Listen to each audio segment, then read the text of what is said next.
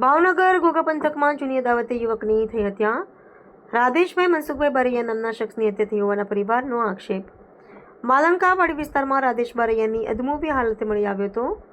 મિત્ર દ્વારા પરિવારને જાણ કરતા પરિવાર ઘટના સ્થળે પહોંચ્યો હતો. યુવકને ભાવનગર સરટી હોસ્પિટલ ખસેડવામાં આવ્યો હતો, જ્યાં ડોક્ટરે તેને મૃત જાહેર કરેલ. બનાવને લઈને વર્તેજ પોલીસે તપાસ હાથ ધરી હતી. હાલ પરિવારે અજાણ્યા શખ્સો વિરુદ્ધ પોલીસ ફરિયાદ કરવાની તજવીજ હાથ ધરી. રિપોર્ટર ફિરોઝ મલેક, ભાવનગર. બારીયા મુકેશભાઈ મનસુખભાઈ છે અને હું માળકામાં રહું છું. મુકેશભાઈ, શું ઘટના બની હતી? કોનું મોત થયું છે?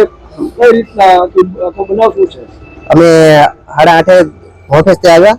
ઓફિસથી આવીને જમવા બેસી ગયો. હું મારો ભાઈ કે હું ગામમાં જતા હું ગામમાં ગયો અને હું નાઇટ કરીને આવ્યો એટલે સુઈ ગયા હતા બધા. એટલે પછી એને મેં ફોન કર્યો તો ન ઉપાડ્યો. પછી મારા મમ્મી ઘડી કરતા હજી નથી આવ્યો એમ કીધું તો એને ગોતવા નીકળ્યા. પછી એનો મિત્ર લેવા જતો, એના મિત્રને ફોન આવ્યો કે આ જગ્યાએ છે તું એને લઈ જા. હું ગામમાં એને ગોતતો હતો પણ એ ન ચડ્યો. એટલે એને એ મિત્રને ફોન આવ્યો હતો, એ કીધું કે હું લેવા જાઉં છું. તેને વાંમાં હું ગયો. તેને આ બેહોશ પડ્યો હતો. મને એ 3 વ્યક્તિ હતા, એ લોકો એમ કીધું કે આ 2 ભાનમાં છે અને હોસ્પિટલ લઈ જાઓ. તેને ત્યાંથી બેસાડીને ગામ લગન લાવ્યા. પછી 108 લાવ્યા. 108 પર બેહારીને આવ્યા. કેવી હાલત કેવી હતી જાતિ તમે? બેહોશ હતો. અને પછી હોસ્પિટલ લાવ્યા પછી શું થયું? હોસ્પિટલ નહીં, એમ્બ્યુલન્સ વાળાએ કહી દીધું છે આ એક્સપાયર થઈ ગયેલ છે, ટાઢું શરીર પડી ગયું છે. આગળ કોઈ એને ઉપર શંકા છે તમને?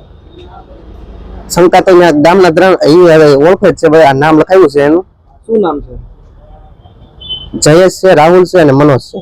શા કારણે હત્યા કરી એવું લાગે છે?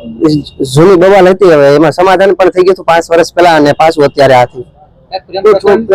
કારણભૂત એવું લાગે છે. એ અદાવત હતી જૂની. હવે એ તો ખ્યાલ નથી ખાસ મને. શેના વડે મારવામાં આવ્યો છે? એ વસ્તુ પણ જોઈ નથી મેં. શેના વડે મારો પર ધોકા ને પાઇપ પડે એવું મારેલું છે વાહન. પોલીસને ફરિયાદ કરી છે? પોલીસને ફરિયાદ કરી છે અને યોગ્ય કાર્યવાહી થાય એવી આશા છે પોલીસ સ્ટેશન. નમસ્તે મિત્રો, હું છું ચાંદની પરમાર. આપની મનપસંદ ચેનલ એટલે કે દીવ મિરર ન્યૂઝ ચેનલને લાઈક કરો, શેર કરો અને ફોલો કરો.